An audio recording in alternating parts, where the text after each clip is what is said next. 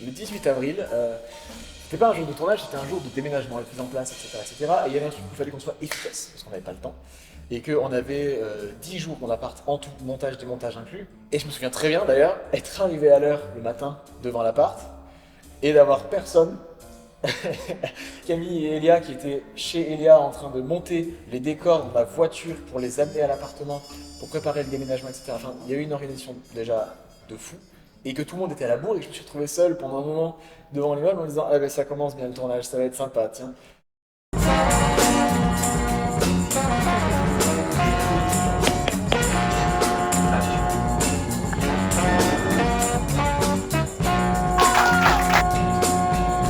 C'est parti, action.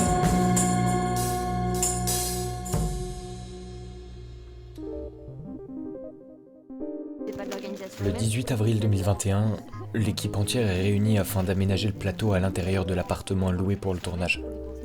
Une journée entière est nécessaire pour rapatrier le matériel, la nourriture et monter le décor. Il y a un truc où bonjour, ça va, oui, et toi, merci. Voilà, on attaque. Il y a pas eu de, on n'a pas de temps à perdre. La veille, on avait tout organisé chez Camille, les cartons pour ramener à l'appartement. Sachant qu'on avait quand même l'intention de déménager presque un appartement entier, de tout bouger et de créer un décor pour une journée. Du coup, quand je suis arrivée et que j'ai vu déjà toutes les affaires qu'il y avait, et toutes les nôtres, je me suis dit oh là là. Les décors sont arrivés, il y a eu 2 ou 3 allers-retours, je crois, de voitures qui emmenaient tous les décors, donc on a tout monté. Putain, le carnage. Comment on va faire quoi? Comment on va faire pour ça va nous mettre. Moi, quand je suis arrivée, ça va nous prendre une éternité. Ah, c'était où? Là. Ah oui. Ça a été un bordel. Ça a été un bordel. Le 18 avril, ça a été un bordel. On était tous tellement stressés et tous tellement dans le speed que c'est allé très très vite. On a tout filmé, tout pris en photo, les livres, on savait à quel endroit ils étaient. Il y a eu une vraie création de décor. De faire à notre sauce l'appartement d'Ernest en fait, avec tous les objets qu'on avait. Et donc là c'était un peu plus mon rôle qui se mettait en action parce que j'étais auprès de Lucien et on était là, on se disait bon alors ça comment on peut le faire? Ah oui mais attends mais moi si je mets la caméra comme ça là ça va pas aller. C'est ce qui est bien dans ce projet là, moi ce qui m'a plu c'est qu'on était là du début à la fin et dans tous les trucs et que ce soit les comédiens, que ce soit toi, que ce soit tout le monde, il y avait une équité dans le travail. Et le 10 au soir, on était cramés, on était claqués déjà. Le tournage commence le lendemain pour 10 jours, qui s'annoncent déjà d'une rare intensité tant sur le plan humain qu'émotionnel. On s'apprête à passer notre première nuit en équipe, au beau milieu de l'appartement d'Ernest. C'est à la fois une des plus belles expériences de ma vie et une des plus douloureuses. Le mot, ce serait dense, intense. Au-delà d'être une expérience artistique, c'est une expérience humaine folle, je trouve. Très intime, entre nous 4, qui étions là tout le temps. 10 jours, tout le temps ensemble, tout le temps.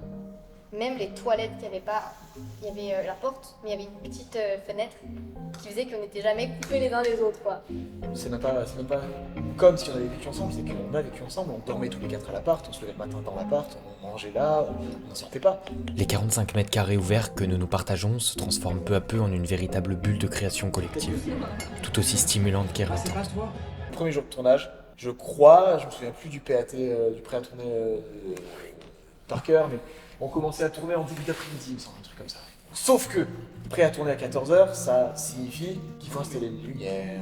Parce que ce qu'on sait pas, et ce qu'on voit pas dans le film, c'est que quand on filme ici, derrière, il y a tout le bordel.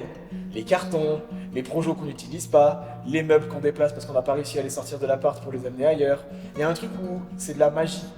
De pris en flag, tu vois. On a fait des déménagements comme ça toute la semaine. Le décor est jamais resté stable.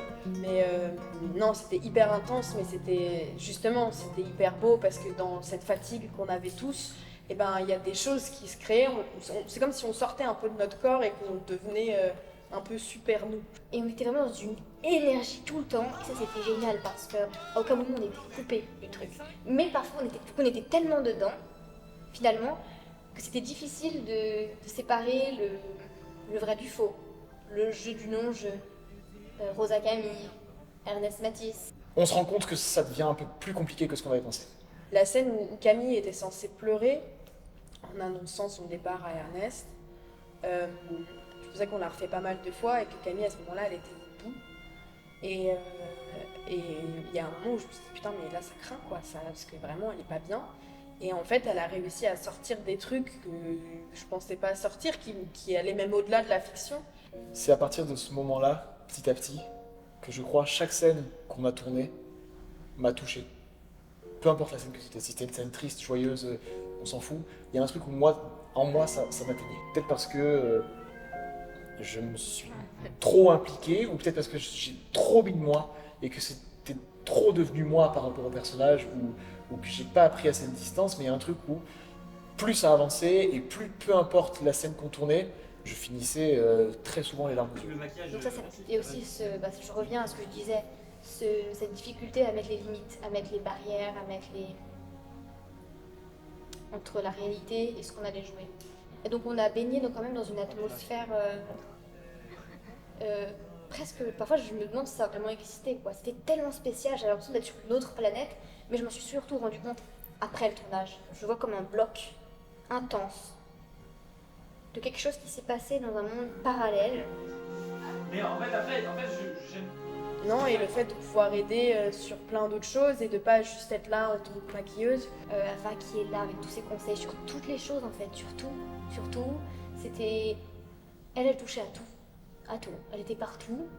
Et on a fini à 3h du matin, où j'y croyais pas du tout.